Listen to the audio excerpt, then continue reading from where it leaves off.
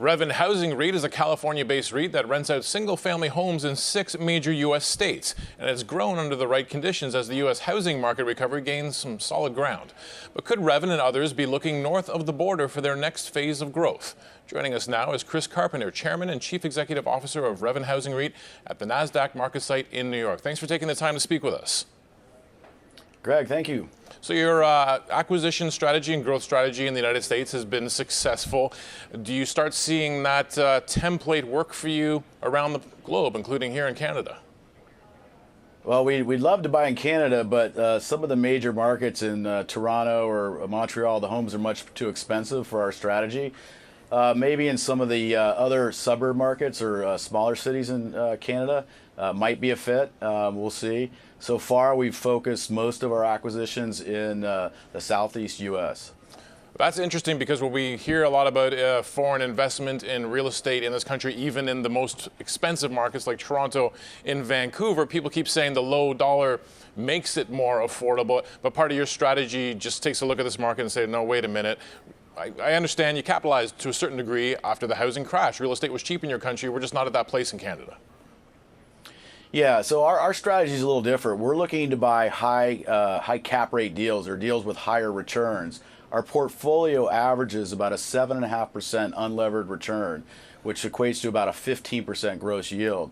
So it's difficult to find those kind of yields in Canada, but maybe there's some portfolio opportunities. We'd love to look at them if they're available, and we'd love to buy homes in Canada. I understand part of the U.S. strategy, too, is that when you were acquiring these properties, a lot of it was from perhaps mom-and-pop operators of these homes and not necessarily big portfolios you can just scoop in and take. Is there too few of that in Canada?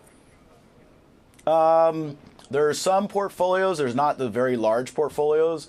Some of the institutional guys in the U.S. have built large portfolios, but there's about 15 million rented homes across the U.S. today.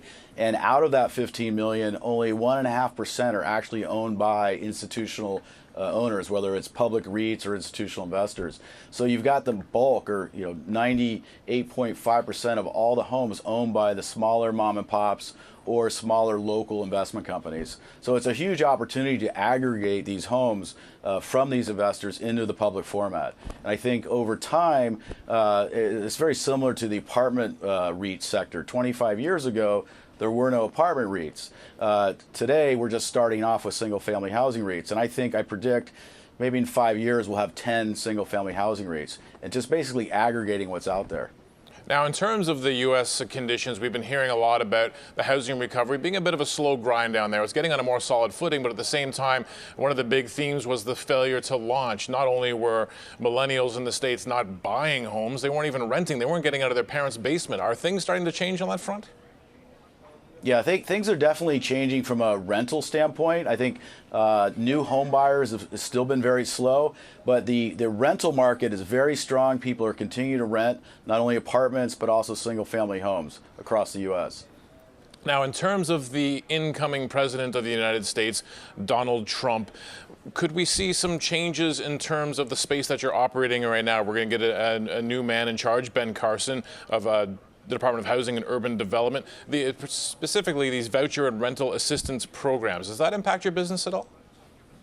Potentially, yeah. We have a small amount of our portfolio of tenants with the voucher program, but in the last 2 years, there's about 5.5 million people or 2.2 million households who get some sort of assistance, whether that's all of the rent, a portion of the rent, or 50% of the rent.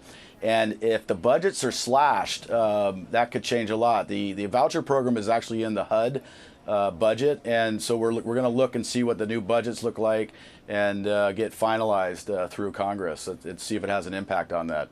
But the HUD budget is a 1% of the whole U.S. budget, so it's not. We don't think it's going to be too much of a change. Now, in terms of your growth strategy, Toronto, Vancouver looking a little pricey for your business model. Any other countries around the world? Any other regions where you might want to start looking around? Yeah, I mean, we'd like to look in stable, more mature countries. Basically, we're buying single-family homes that are rented, and it's really a global strategy at the end of the day because people have homes. And at the end of the day, what we're looking for, high cap rates. So we are looking a little bit at Spain right now. I don't know if we're going to find some homes, but to the extent I can get higher yields after all the risks, country risk, operational risk, out of Spain, I'll buy in Spain versus maybe buying in Florida. So I kind of go where the cash flow is. So our goal is to have the highest cash flow. Very interesting operation you have there. Thanks for taking the time to walk us through it.